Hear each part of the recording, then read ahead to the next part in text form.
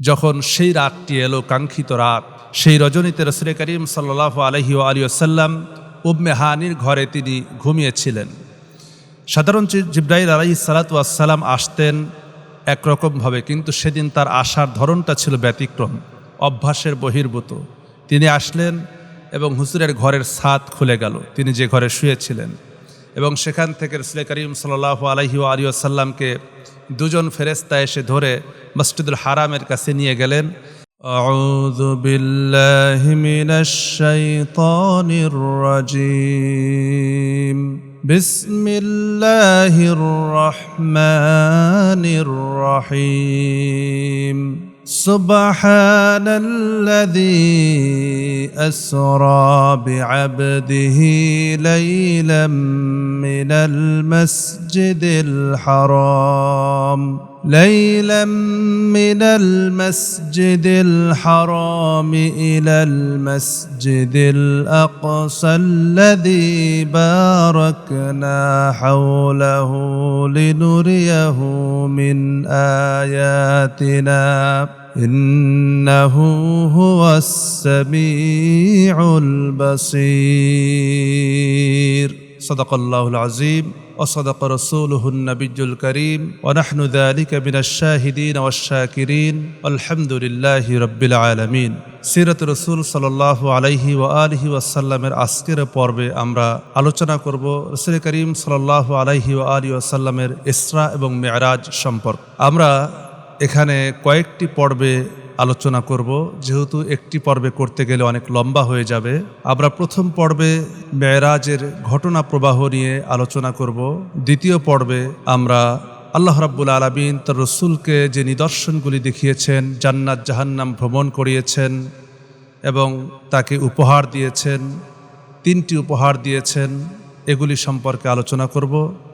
তৃতীয় পর্বে একাডেমিক বিষয় নিয়ে, তার মেরাজ সশরীরে হয়েছিল না স্বপ্নে হয়েছিল, তিনি আল্লাহ তাআলাকে সচক্ষে দেখেছেন কি দেখেন নাই, এ বিষয় সম্পর্কে আমরা তৃতীয় পর্বে আলোচনা করব। এবং চতুর্থ পর্বে মেরাজ থেকে রাসূল করিম সাল্লাল্লাহু আলাইহি ওয়াসাল্লামের দুনিয়ায় ফিরে আসার পরে কি প্রতিক্রিয়া হয়েছিল, এ নিয়ে আমরা সে সকল ঘটনা প্রবাহ আলোচনা করব ইনশাআল্লাহ। তো আজকে আমরা যেখান থেকে শুরু করছি, রাসূল করিম সাল্লাল্লাহু আলাইহি ওয়াসাল্লামের মসজিদুল হারাম থেকে নিয়ে মসজিদুল আকসা পর্যন্ত ভ্রমণ, এবং সেখান থেকে প্রথম আকাশ, দ্বিতীয় আকাশ, তৃতীয় আকাশ, চতুর্থ, পঞ্চম, ষষ্ঠ, সপ্তম আকাশ পর্যন্ত পাড়ি দেওয়া, বিভিন্ন নবীদের সঙ্গে সাক্ষাৎ এবং সিদরাতুল মুনতাহা পর্যন্ত আমরা আজকের পর্বে আলোচনা করব ইনশাআল্লাহ। তো আমরা আগে জানি যে এই মেরাজটা কখন সংঘটিত হয়েছিল, সে সময়টা কখন ছিল, যখন রাসূল করিম সাল্লাল্লাহু আলাইহি ওয়াসাল্লামের দুঃখের সময় চলছে। চাচা আবু তালিব দুনিয়া থেকে বিদায় হয়েছেন, হযরতে খাদিজা চলে গিয়েছেন, হুজুর তায়েব থেকে ফিরে এসেছেন, নির্যাতন নিপীড়ন সহ্য করে তায়েববাসীও তাকে দূর দূর করে তাড়িয়ে দিয়েছে। এমন অবস্থার ভিতরে আল্লাহ রাব্বুল আলামিন তার হাবিবকে, তার রসুলকে সান্ত্বনা দেওয়ার জন্য আল্লাহ তাআলা তাকে তার কাছে ডেকে নিয়েছেন। এ সময়টি ছিল, এ ব্যাপারে ওলামায়ে কেরামের ভিতরে মতানৈক্য রয়েছে। কেউ বলেছেন মেরাজের ঘটনা সংঘটিত হয়েছিল রবিউল আউয়াল মাসের 17 তারিখ। আবার ইবনে কাসির রহমাতুল্লাহ আলাইহি হযরত জাবের এবং আব্দুল্লাহ ইবনে আব্বাসের বরাত দিয়ে উল্লেখ করেছেন যে রাসূল করিম সাল্লাল্লাহু আলাইহি ওয়াসাল্লাম হাতির বছরে রবিউল আউয়াল মাসের 12 তারিখে তিনি জন্মগ্রহণ করেন। এ তারিখেই তিনি নবুয়াত প্রাপ্ত হন, এ তারিখেই মেরাজ সংঘটিত হয়, এ তারিখেই তিনি হিজরত করেন এবং একই তারিখে তিনি দুনিয়া থেকে ইন্তেকাল করেন। এ ব্যাপারে বর্ণনা এসেছে বিদায় ওয়ান নিহায়ার 3য় খণ্ডের 107 নম্বর পৃষ্ঠায়। এবং বিদায় ওয়ান নিহায়াতে আরেকটি প্রসিদ্ধ মত, যেটি আমরা অনেকেই জানি, আমাদের দেশে প্রচলিত যেটা আছে, তা হচ্ছে রাসূল করিম সাল্লাল্লাহু আলাইহি ওয়াসাল্লাম রজব মাসের 27 তারিখে তিনি এই মেরাজ হয়েছিল। অর্থাৎ নবী করিম সাল্লাল্লাহু আলাইহি ওয়াসাল্লাম রজব মাসের 27 তারিখে তিনি আল্লাহ পাকের দিদারে গিয়েছিলেন। এ ব্যাপারে অর্থাৎ তৃতীয় আরেকটি মত পাওয়া যায়, বিদায় নিহায় এসেছে, তা হচ্ছে রাসূল করিম সাল্লাল্লাহু আলাইহি ওয়াসাল্লাম রজব মাসের 27 তারিখে তিনি আল্লাহ পাকের দিদারে গিয়েছিলেন এবং এই সময় রাসূল করিম সাল্লাল্লাহু আলাইহি ওয়াসাল্লামের বয়স হয়েছিল 51 বছর। ইবনে তাইমিয়া এবং ইবনে আতিয়া আন্দলুসি রহমাতুল্লাহ আলাইহি লেখেন, মেরাজের সময় নবী করিম সাল্লাল্লাহু আলাইহি ওয়াসাল্লামের বয়স ছিল 51 বছর 9 মাস 28 দিন, অর্থাৎ এই হিসেবে তার মেরাজ হয়েছিল রজব মাসে। এবং এটি বেশিরভাগ প্রসিদ্ধ ওলামায়ে কেরামের কাছে এবং অনেক জায়গায়। তো মেরাজের সূচনা কখন হয়েছিল? রাসূল করিম সাল্লাল্লাহু আলাইহি ওয়াসাল্লাম নবুয়ত প্রাপ্তির আগে তিনি 6 মাস সত্য স্বপ্ন দেখেছেন এবং সেই সময়ে তিনি স্বপ্নে যা দেখতেন দিনের বেলা দিবালোকের ন্যায় তা সত্য হয়ে যেত। কিন্তু একটি স্বপ্ন দেখেছিলেন যার বাস্তবতা ঘটেছিল এই মেরাজের রজনীতে, অর্থাৎ রাসূল করিম সাল্লাল্লাহু আলাইহি ওয়াসাল্লামের কাছে ওহী আসার পূর্বে তিনি এক রাতে মসজিদে হারামে ঘুমিয়েছিলেন। এমন সময় 3 জন ফেরেশতা আগমন করল। তাদের একজন বলল, মুহাম্মদ সাল্লাল্লাহু আলাইহি ওয়াসাল্লাম কে এদের মধ্যে? আরও অনেকেই ঘুমিয়েছিলেন, তার মানে বোঝা যায়। ফেরেশতাদের একজন বললেন, তিনি এদের মধ্যে সবচাইতে উত্তম ব্যক্তি। তৃতীয়জন বললেন, তাহলে এই ব্যক্তিটিকে নিয়ে আল্লাহর দরবারে চলো, আমরা তাকে নিয়ে যেতে এসেছি। সেদিন রাতে শুধু এতটুকুনি ঘটেছিল, এরপরে আর কিছুই হয়নি। অতঃপর নবুয়তের 12তম বছরে যখন সেই রাতটি এলো, কাঙ্ক্ষিত রাত, মেরাজের রজনী, ইসরার রজনী, সেই রজনীতে রাসূল করিম সাল্লাল্লাহু আলাইহি ওয়াসাল্লাম উম্মে হানির ঘরে তিনি ঘুমিয়েছিলেন। সাধারণ জিবরাইল আলাইহিস সালাতু ওয়াস সালাম আসতেন একরকমভাবে, কিন্তু সেদিন তার আসার ধরনটা ছিল ব্যতিক্রম, অভ্যাসের বহির্ভূত। তিনি আসলেন এবং হুজুরের ঘরের ছাদ খুলে গেল, তিনি যে ঘরে শুয়েছিলেন, এবং সেখান থেকে রাসূল করিম সাল্লাল্লাহু আলাইহি ওয়াসাল্লামকে 2 জন ফেরেশতা এসে ধরে মসজিদুল হারামের কাছে নিয়ে গেলেন এবং জমজমের কাছে তাকে শুইয়ে দিলেন। বুখারীর বর্ণনা এসেছে যে সেখানে শুইয়ে দেওয়ার পরে রাসূল করিম সাল্লাল্লাহু আলাইহি ওয়াসাল্লামের বক্ষ বিদীর্ণ করা হয়, তার হৃৎপিণ্ড বের করে, অর্থাৎ তার হাড়টাকে বের করে জমজমের পানি দ্বারা ধৌত করেন। এরপর তিনি একটি স্বর্ণের পাত্র নিয়ে আসেন যা ঈমান ও হিকমত দ্বারা পরিপূর্ণ ছিল এবং তার ভিতরে হৃৎপিণ্ডটাকে রাখেন এবং সেখানে ধৌত করেন। এরপরে আবার রাসূল করিম সাল্লাল্লাহু আলাইহি ওয়াসাল্লামের বক্ষটাকে বন্ধ করে দেন। এটি বুখারীর 3887 নম্বর এবং মুসলিমের 164 নম্বর হাদিসে এ বর্ণনাটি এসেছে। এখন রাসূল করিম সাল্লাল্লাহু আলাইহি ওয়াসাল্লাম তিনি যে তার যে বক্ষ বিদারণ হয়েছিল, এর পিছনে হেকমত হচ্ছে এই যে আল্লাহ সুবহানাহু ওয়া তাআলা ইতিপূর্বেও আমরা শুনেছি তার 8 বছর বা 5 বছর বয়সে তার বক্ষ বিদারণ হয়েছিল, এরপরে নবুয়তের পূর্বে হয়েছিল, 10 বছর বয়সে হয়েছিল এবং এটি মেরাজের রজনীতে হয়েছিল। কারণ হচ্ছে আল্লাহ সুবহানাহু ওয়া তাআলা তার রাসূলকে এই বিরাট ভ্রমণের জন্য প্রস্তুত করাবার জন্য তিনি সেই সক্ষমতা যেন অর্জন করেন, এজন্য আল্লাহ রাব্বুল আলামিন এই সময়ে তার বক্ষ বিদারণ করিয়েছিলেন এবং তাকে হিকমত এবং জ্ঞান দ্বারা পরিপূর্ণ করে দিয়েছিলেন। সেখান থেকে ওঠার পরে জিবরাইল আলাইহিস সালাতু ওয়াস সালাম রসুলের ভ্রমণের জন্য একটি বোরাক নিয়ে আসলেন। আল্লাহ তাআলা তো ইচ্ছা করলে তার রসুলকে কোনো বাহন ছাড়াই তার কাছে নিয়ে যেতে পারতেন, কিন্তু এটির ব্যবস্থা করা হয়েছিল এই জন্য রাসূল করিম সাল্লাল্লাহু আলাইহি ওয়াসাল্লামের মর্যাদা বৃদ্ধির জন্য। যখন কেউ কোথাও ভ্রমণে যায় বা কোনো সম্ভ্রান্ত ব্যক্তি যখন আসে, তিনি যানবাহনে চড়ে না এসে যদি এমনি এমনি আসেন, তাহলে তার সেই মর্যাদার জায়গাটি থাকে না।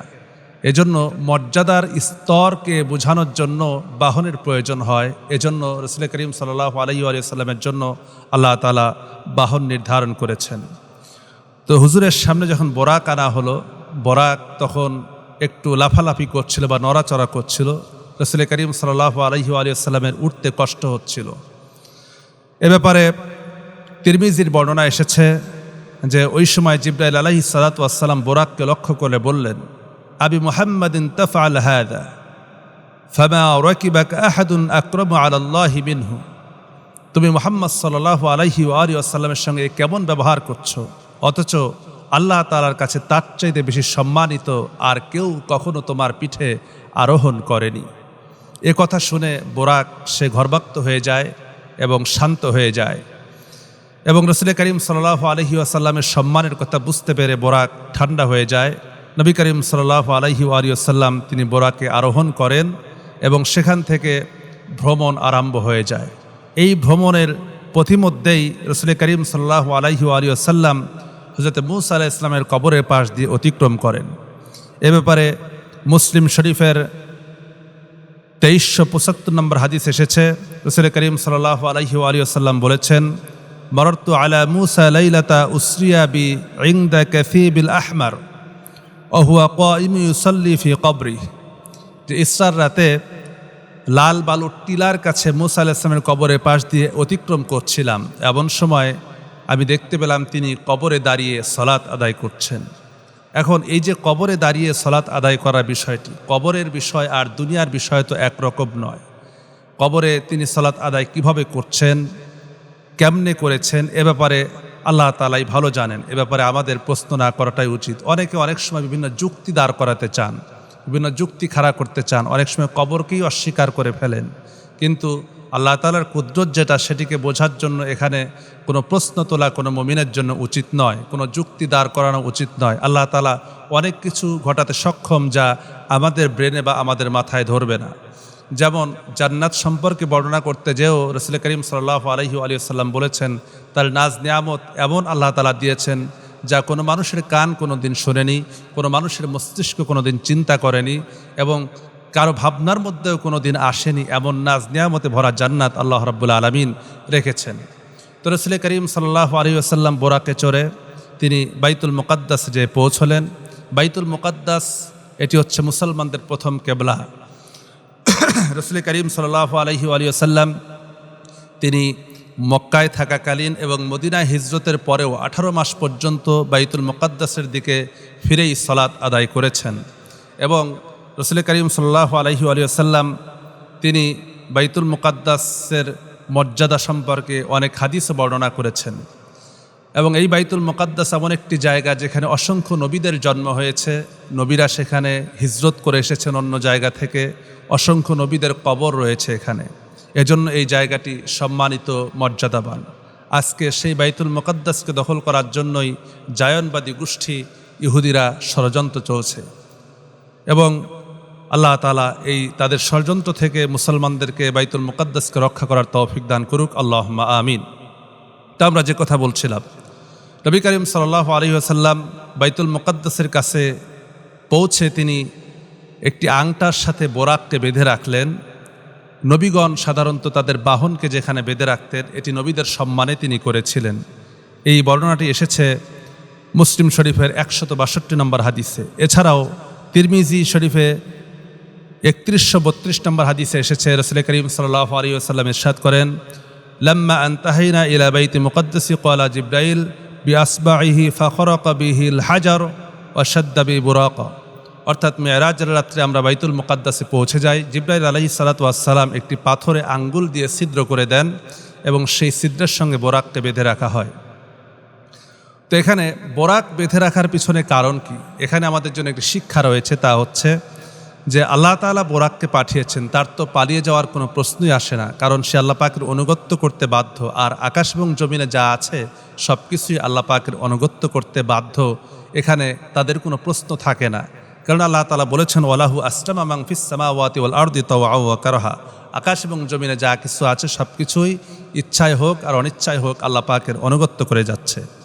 তো বোরাককে বেঁধে রাখলেন। এই জন্য এখানে আমাদের জন্য শিক্ষা হচ্ছে বাহ্যিক উপকরণ ব্যবহার করা, এরপরে আল্লাহর উপরে ভরসা করা উচিত। আমি রাস্তায় গেলাম, আমার দামি গাড়ি, আমার দামি মোবাইল, আমার কাছে দামি কিছু আছে, সেটাকে গোপন না করে প্রকাশ্যে খোলা রেখে আল্লাহকে বললাম আল্লাহ তুমি দেখে রেখো, এটা মোটেও উচিত নয়। বরং আমার নিজের হেফাজত করার পরে আল্লাহর উপরে ভরসা করা উচিত, তবে আল্লাহ তাআলা সেটিকে অবশ্যই রক্ষা করবেন।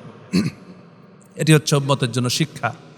এবং রাসূল করিম সাল্লাল্লাহু আলাইহি ওয়াসাল্লাম মসজিদে আকসায় প্রবেশ করে 2 রাকাত সালাত আদায় করেন।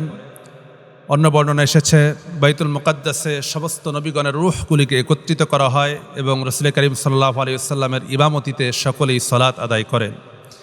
এছাড়াও সহিহ মুসলিমের 172 নম্বর হাদিসে এসেছে রাসূল করিম সাল্লাল্লাহু আলাইহি ওয়াসাল্লাম বলেন, ফাহারাতিস সালাতু ফাআমামতুহুম, এরপর নামাজের সময় হলে আমি সকল নবীগণের নামাজের ইমামতি করি। অর্থাৎ রাসূল করিম সাল্লাল্লাহু আলাইহি ওয়াসাল্লামকে এখানে সালাতের ইমামতি করার মাধ্যমে তাকে অর্থাৎ ইমামুল আম্বিয়া ইমামুল মুরসালিন হিসেবে চাক্ষুষভাবে ভূষিত করা হয় এবং আল্লাহ পাক যে তাকে সমস্ত নবীগণের জন্য সাক্ষ্যদাতা করে, শাহেদ করে, শাহিদা ওয়া বাশীরা ওয়া নাযীরা করে প্রেরণ করেছেন, সেক্ষেত্রেও এই নিদর্শন তার সামনে পেশ করা হয় যেন তিনি সকল নবীদের জন্য সাক্ষ্য হতে পারেন।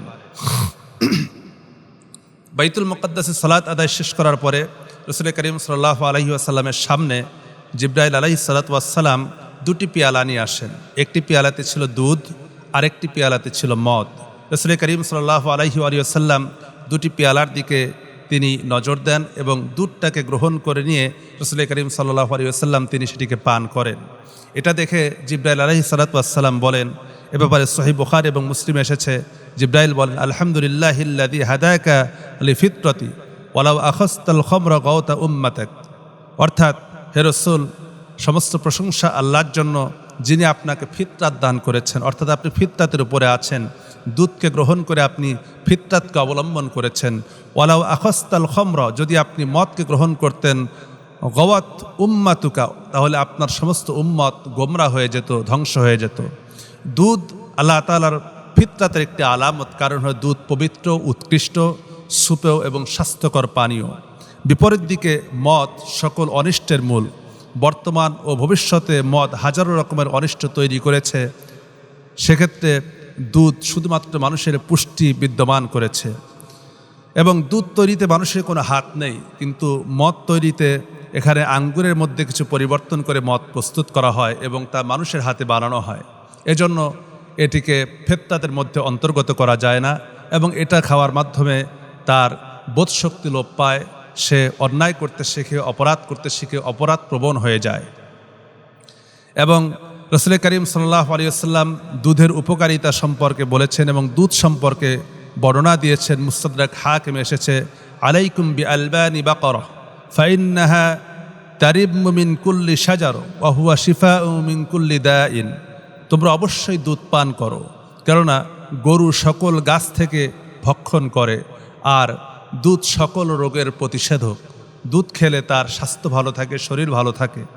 এছাড়াও আল্লাহ রাব্বুল আলামিন দুধ সম্পর্কে সূরা নাহলের ৬৬ নম্বর আয়াতে বলেছেন, ওয়া ইন্না লাকুম ফিল আনআমি লাইবরাহ নুসকিকুম মিম্মা ফি বুতুনিহি মিন বাইনি ফারাসিন ওয়া দামিল লাবানান খালিসান সাইগাল লিশ-শারিবিন।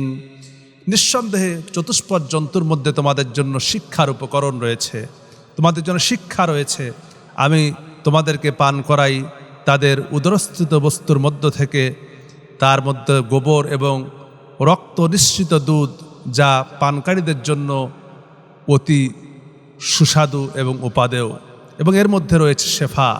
আল্লাহ সুবহানাহু ওয়া তাআলা দুধকে মানুষের জন্য শেফা করেছেন এবং তিনি সেটা পান করলেন। রাসূল করিম সাল্লাল্লাহু আলাইহি ওয়াসাল্লাম সেখান থেকে শুরু হলো ভ্রমণ।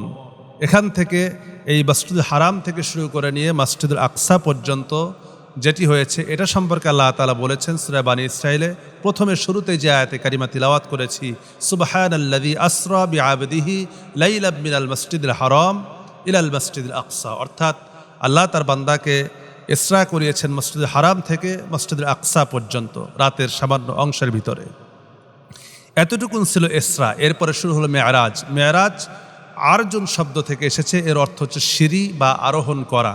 তিনি উপরে আরোহণ করেছেন, অর্থাৎ সে সময় থেকে মেরাজ নামে অবহিত করা হবে। জিবরাইল আলাইহিস সালাতু ওয়াস সালাম নবী করিম সাল্লাল্লাহু আলাইহি ওয়াসাল্লামের হাত ধরে সঙ্গে নিয়ে দুনিয়ার আকাশে আরোহণ করেন, অথবা কিছু বর্ণনা সে সিঁড়িতে আরোহণ করেন। এবং এই সিঁড়ির যে কথাগুলি আছে, এই বর্ণনাগুলি দুর্বল, এ ব্যাপারে কোনো ভিত্তি নাই। এবং দুনিয়ার আসমানে পৌঁছে জিবরাইল আলাইহিস সালাতু ওয়াস সালাম আসমানের দরওয়াজা রয়েছে, আসমানের যে দরওয়াজা রয়েছে এটি কেমন আছে, কাইফিয়াত কি, এর অবস্থা কেমন, এ সম্পর্কে দুনিয়ার কোনো মানুষের কোনো জ্ঞান নাই। বিজ্ঞান কোনোদিনও সে পর্যন্ত পৌঁছতে পারবে না, এ ক্ষমতাও বিজ্ঞানের নাই। পৃথিবীর কোনো মানুষ সেই সীমানা পর্যন্ত যাওয়া সম্ভব নয়। তো সেই দরজায় যে তিনি খটখট আওয়াজ করলেন এবং প্রহরীকে বললেন, ইফতাহিল বাব, দরজা খোলো। সে উত্তর দিল, মান আনতা, আপনি কে? তিনি উত্তর দিলেন, আনা জিব্রাইল, আমি জিব্রাইল। তাকে বলা হলো, আপনার সঙ্গে কে? তিনি বললেন, হ্যাঁ, আমার সঙ্গে মুহাম্মদ রাসূলুল্লাহ সাল্লাল্লাহু আলাইহি ওয়া সাল্লাম, তিনি আমার সাথে আছেন। এরপরে তাকে প্রশ্ন করা হলো, জিব্রাইলকে বলা হলো যে তাকে কি নিয়ে আসার জন্য আপনাকে প্রেরণ করা হয়েছে? তিনি বললেন, হ্যাঁ। তার কথা শুনে আসমানের প্রহরী ফেরেশতা তিনি ভীষণ খুশি হলেন এবং বললেন, মারহাবান বিহি আহলান ফানি'মাল মাজিউ জা, অর্থাৎ সুস্বাগতম, আহলান সাহলান, আপনি আপন লোকদের মাঝেই আগমন করেছেন, আগমনকারী কতই না উত্তম। অর্থাৎ রাসূল করিম সাল্লাল্লাহু আলাইহি ওয়া সাল্লামকে এ কথা বলে আসমানের ফেরেশতা তাকে সুস্বাগতম জানালেন। এখন এখান থেকে আমাদের আরেকটি শিক্ষণীয় বিষয় আমরা বুঝতে পারি যে কোনো ফেরেশতা গায়েব জানেন না। পর্দার আড়ালে কি হয়, আল্লাহ তাআলা যতক্ষণ পর্যন্ত তাকে দেখার সক্ষমতা দান না করেন ততক্ষণ পর্যন্ত সে ফেরেশতাও বলতে পারবে না যে পর্দার আড়ালে কি আছে বা দরজার ওপারে কি আছে। আর যদি তিনি জানতেনই তাহলে অবশ্যই বুঝতে পারতেন যে তা রাসূল করিম সাল্লাল্লাহু আলাইহি ওয়াসাল্লামকে সঙ্গে করে নিয়ে আসা হয়েছে, এখানে প্রশ্ন করার প্রয়োজন হতো না। আবার আরেকটি শিক্ষাও হয়, যদি তিনি জানেনও, ফেরেশতা যদি জেনেও থাকেন যে কে এসেছে, তাহলে প্রশ্ন করেছেন, এটি হচ্ছে নৈতিক ভিত্তি, এটি দায়িত্ব মানুষকে শিক্ষা দেওয়ার জন্য যে কেউ আসলে পরে তার পরিচয় জেনে তারপরে ঘরে প্রবেশ করতে দেওয়া। এমনিতেই পরিচয় নাই, জানা নাই, শোনা নাই, তাকে ঘরে প্রবেশ করতে দিলাম, এমনটি উচিত নয়। বরং তার সম্পর্কে জানা। এবং আরেকটি বিষয় যে কারো বাড়িতে গেলে পরে অবশ্যই সে দরজায় দাঁড়িয়ে সালাম দেওয়া এবং তাকে 3 বার সম্বোধন করা, এরপরে ভিতরে প্রবেশ করা। এছাড়া বাড়ির ভিতরে প্রবেশ করা উচিত নয় সালাম না দিয়ে। এ সম্পর্কে আল্লাহ তাআলা নিষেধ করেছেন।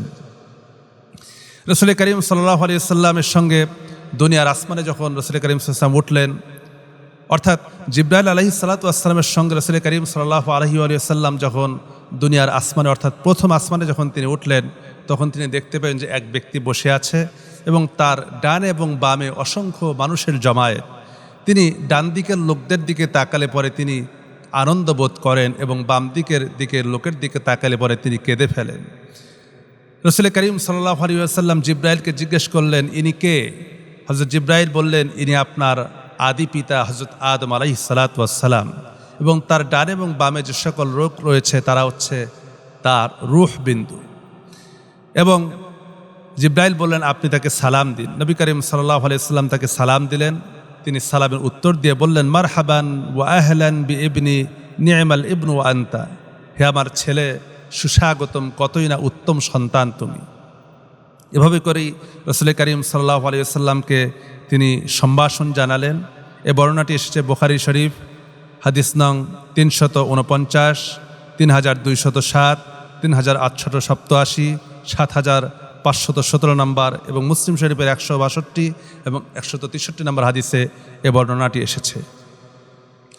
এরপরে তিনি সেখান থেকে চলে গেলেন দ্বিতীয় আসমানে। দ্বিতীয় আসমানেও ফেরেশতার সঙ্গে একই রকম কথোপকথন হলো, আমরা এগুলি রিপিট করব না। এরপরে তিনি দ্বিতীয় আসমানে পৌঁছার পরে তিনি সেখানে দেখতে পেলেন 2 জন নবীকে, এবং 2 জন ছিলেন হযরতে ঈসা এবং ইয়াহইয়া আলাইহিস সালাম।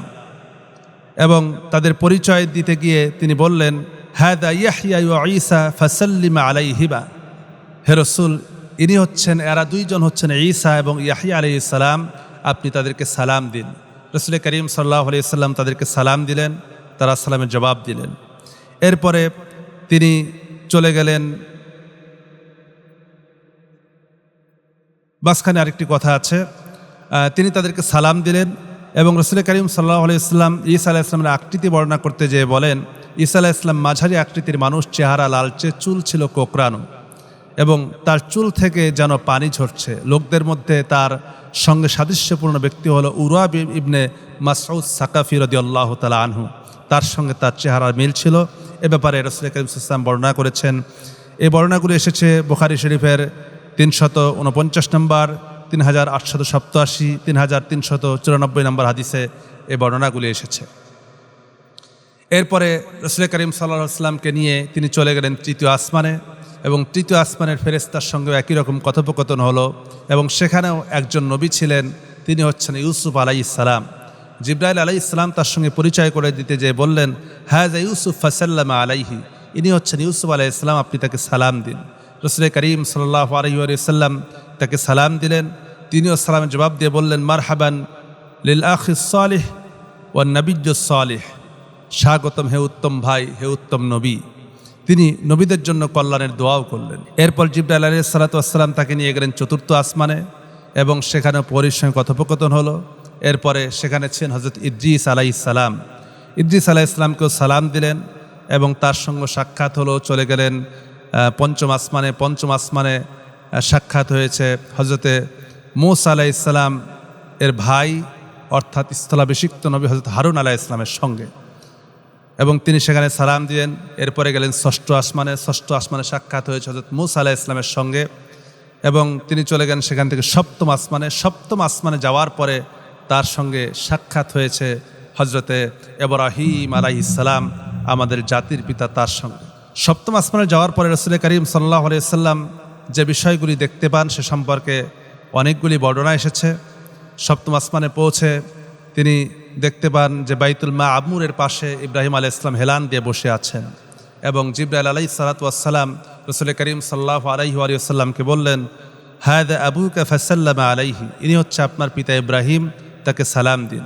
নবী করিম সাল্লাল্লাহু আলাইহি ওয়াসাল্লাম তাকে সালাম দিলেন, তিনি সালামের উত্তর দিলেন। হযরত ইব্রাহিম আলাইহিস সালাম রাসূল করিম সাল্লাল্লাহু আলাইহি ওয়াসাল্লামের সঙ্গে অত্যন্ত সৌহার্দ্যপূর্ণ আচরণ করেন। নবীজির উম্মতের প্রতি অনেক মহব্বত, সহমর্মিতা, কল্যাণ প্রদর্শনের দোয়া করেন এবং তাদের জন্য সালাম এবং মূল্যবান জিকির উপহার দেন। হযরত ইব্রাহিম আলাইহিস সালাম রাসূল করিম সাল্লাল্লাহু আলাইহি ওয়াসাল্লামকে লক্ষ্য করে বলেন, এ ব্যাপারে তিরমিজির বর্ণনা এসেছে, ইয়া মুহাম্মদ আকরি উম্মতাকা মিন্নি সালামা ওয়া আখবিরহুম আন্নাল জান্নাতা তাজ্জিবাতু তুরাবাতি আযবাতু মাই ওয়া আন্নাহা কিআনুন ওয়া আন্না গিরাসাহা সুবহানাল্লাহি ওয়ালহামদুলিল্লাহি ওয়ালা ইলাহা ইল্লাল্লাহু আল্লাহু আকবার।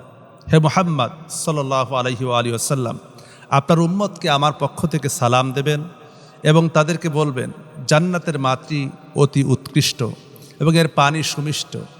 জান্নাত একটি শূন্য ময়দান, এতে গাছ উৎপন্ন করার নিয়ম হলো সুবহানাল্লাহ আলহামদুলিল্লাহ লা ইলাহা ইল্লাল্লাহু আল্লাহু আকবার। যে ব্যক্তি এই জিকির করবে তার জন্য জান্নাতে একটি করে গাছ উৎপন্ন করা হবে।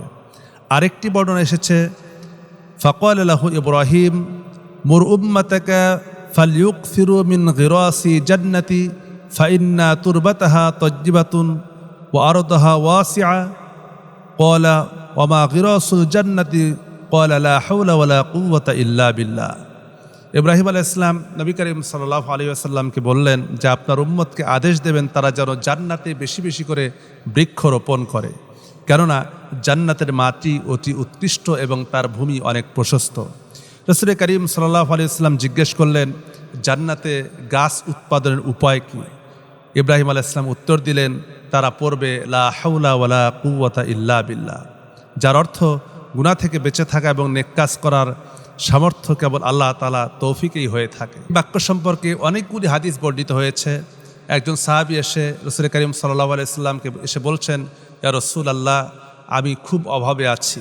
রাসূল করিম সাল্লাল্লাহু আলাইহি ওয়াসাল্লাম তাকে বললেন যে তুমি যাও এবং বেশি বেশি করে লা হাওলা ওয়ালা কুওয়াতা ইল্লা বিল্লাহ পাঠ করতে থাকো। সেই সাহাবী গেলেন এবং লা হাওলা ওয়ালা কুওয়াতা ইল্লা বিল্লাহ এই বাক্যটি বেশি বেশি করে পাঠ করতে থাকলেন। আল্লাহ তাআলা তার অভাবকে ঘুচিয়ে দিলেন। এবং রাসূল করিম সাল্লাল্লাহু আলাইহি ওয়াসাল্লাম ইব্রাহিম আলাইহিস সালামের আকৃতি দেখেছেন এবং তার বিবরণ দিতে গিয়ে বলেন, রাআইতু ইব্রাহিমা সালাওয়াতুল্লাহি আলাইহি আনা আশবাহু ওয়ালিদিহি বিহি, আমি ইব্রাহিম আলাইহিস সালামকে দেখেছি তার সন্তানদের মধ্যে আমি সবচেয়ে ইব্রাহিম আলাইহিস সালামের সামঞ্জস্যপূর্ণ এবং তার চেহারার সঙ্গে আল্লাহ তাআলা আমার অনেক মিল করেছেন। এ বর্ণনাটি এসেছে মুসলিম শরীফের ৭৩ নম্বর হাদিসে এ বর্ণনাটি এসেছে। এরপরে রাসূল করিম সাল্লাল্লাহু আলাইহি ওয়াসাল্লামকে বাইতুল মাআমুর দেখানো হয়, অর্থাৎ ইব্রাহিম আলাইহিস সালাম বাইতুল মাআমুরে হেলান দিয়েছেন। এর পিছনে একটি কারণ হলো বাইতুল মাআমুরে সঙ্গে ইব্রাহিম আলাইহিস সালামকে রাখার একটি কারণ উল্লেখ করেছেন, তা হচ্ছে যেহেতু তিনি কাবা নির্মাণ করেছেন এবং দুনিয়ায় কাবা হচ্ছে মানুষের কেবলা এবং বাইতুল মামুর হচ্ছে ফেরেশতাদের কেবলা। এবং অনেক বর্ণনা এসেছে যে কাবা যেখানে অবস্থিত তার ঠিক সোজা উপরে সপ্তম আকাশে বাইতুল মামুর অবস্থিত। এজন্য ইব্রাহিম আলাইহিস সালামকে তাকে সম্মান দিয়ে বাইতুল মামুরের পাশে রাখা হয়েছে। এবং জিবরাইল আলাইহিস সালামকে এ ঘর সম্পর্কে রাসূল করিম সাল্লাল্লাহু আলাইহি ওয়া সাল্লাম যখন জিজ্ঞেস করলেন, তখন তিনি উত্তর দিলেন, হাযাল বাইতুল মামুর ইউসাল্লি ফি কুল্লি ইয়াউমিন ৭০,০০০ মালাকিন ইযা খরাজু লাম ইয়াউদু ইলাইহি আখিরু মা আলাইহিম। এটি হচ্ছে বাইতুল মামুর। প্রতিদিন ৭০,০০০ ফেরেশতা এখানে সলাত আদায় করে।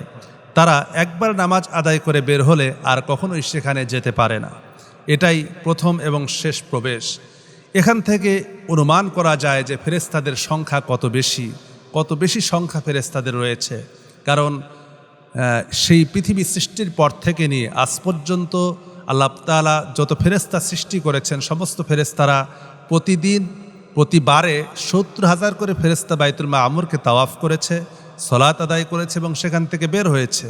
তারা দ্বিতীয়বারে আর কখনো প্রবেশ করার সুযোগ পায়নি, কিয়ামত পর্যন্ত আর পাবেও না।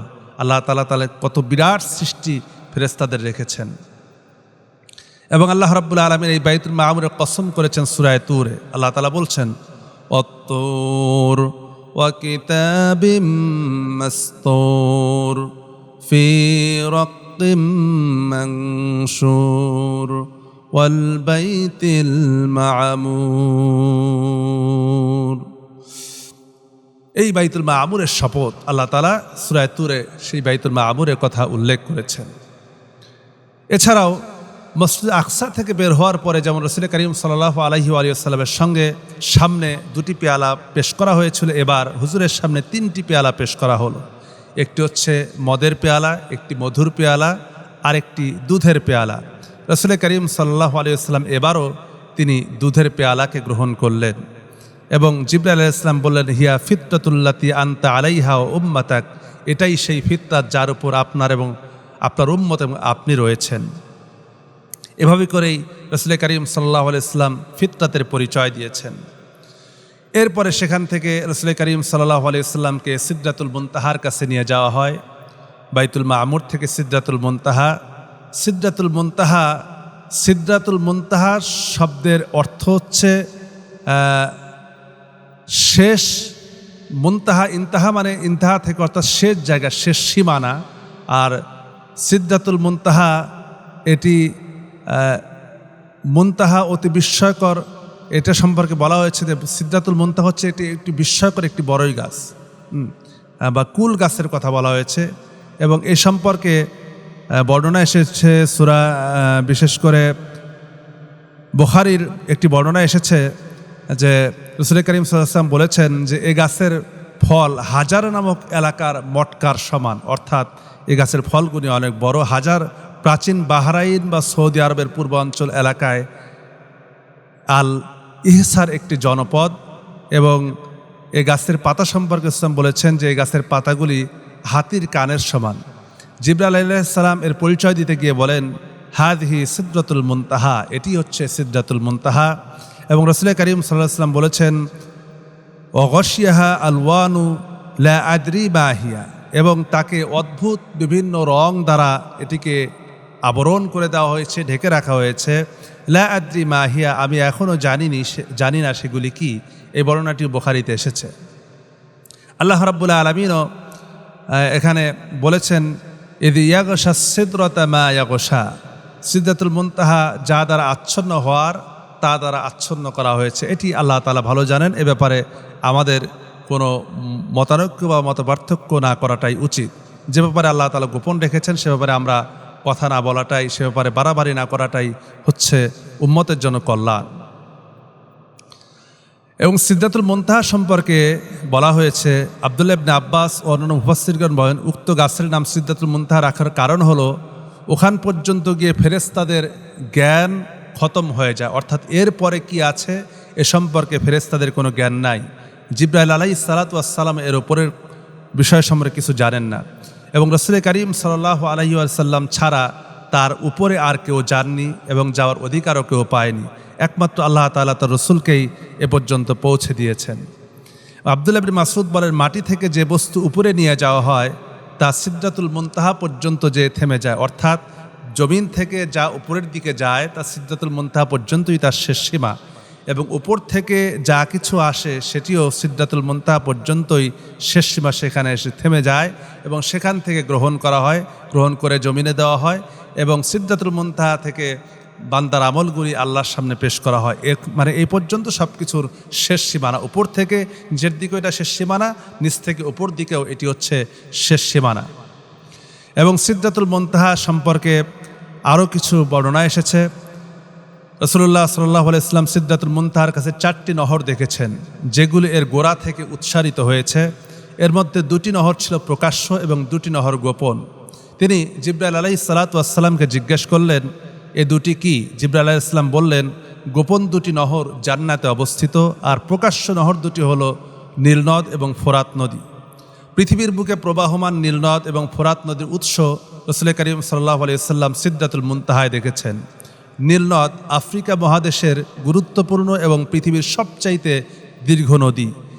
এটি মধ্য আফ্রিকা থেকে উগান্ডা, সুদান, মিশরের উপর দিয়ে প্রবাহিত হয়ে ভূমধ্যসাগরে যে মিশেছে। এর দৈর্ঘ্য প্রায় ৬,৬৯৫ কিলোমিটার এবং এর 2টি উপনদীও রয়েছে। আর ফোরাত নদীর উৎপত্তি তুরস্ক থেকে, এটি সিরিয়া, ইরাকের ভিতর দিয়ে প্রবাহিত হয়ে দজলা নদীর সাথে মিলিত হয়েছে, পারস্য উপসাগরে পতিত হয়েছে। এর দৈর্ঘ্য প্রায় ২,৩৭৫ কিলোমিটার। রাসূল করিম সাল্লাল্লাহু আলাইহি ওয়াসাল্লাম নীল এবং ফোরাত সম্পর্কে বলেছেন, সাইহান ওয়া জাইহানু ওয়াল ফুরাতু ওয়ান নীলু কুল্লু মিন আনহারিল জান্নাহ, অর্থাৎ সাইহান, জাইহান, ফোরাত এবং নীলনদ প্রতিটি জান্নাতের নদী এবং এটি সিদরাতুল মুনতাহা থেকে উৎসরিত হয়েছে। এবং এ ব্যাপারে বুখারীর বর্ণনা এসেছে, ১৬৪ নম্বর হাদিসে এ ব্যাপারে বর্ণনা করা হয়েছে। এ হচ্ছে রাসূল করিম সাল্লাল্লাহু আলাইহি ওয়াসাল্লামের সিদরাতুল মুনতাহা পর্যন্ত ভ্রমণ। আমরা যে বলেছিলাম যে আজকের এই পর্বে আমরা সিদরাতুল মুনতাহা পর্যন্ত আমরা আলোচনা করব।